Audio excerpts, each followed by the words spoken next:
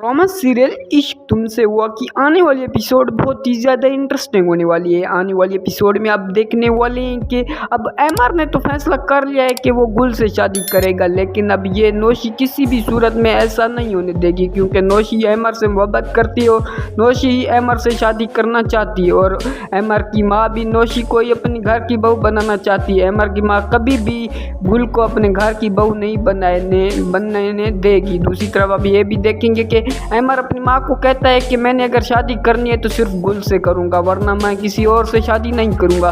दूसरी तरफ अब ये भी देखने वाले हैं कि एमआर की माँ को नौशी कहती है कि मैंने पहले भी आपको बताया था कि मैं एमआर से मोहब्बत करती हूँ और मैं ही एमआर से शादी करूँगी, मैं किसी और से शादी करने का सोच भी नहीं सकती हूँ। दूसरी तरफ अब ये भी देखेंगे कि अब नफीस ने भी अपना बच्चा वाक कर लिया है, क्योंकि अब नफीस नहीं चाहता है कि किसी भी सूरत में गुल के पास उसका बच्चा रहे, तो इसीलिए नफीस ने जो भी दूसरी शादी की उसने उसको ही बच्चा दे दिया है गुल का। अब गुल बहुत ही ज़्यादा परेशान हो रही है, क्योंकि अब गुल के पास और कोई भी रास्ता नहीं है एमआर से मदद मांगने का।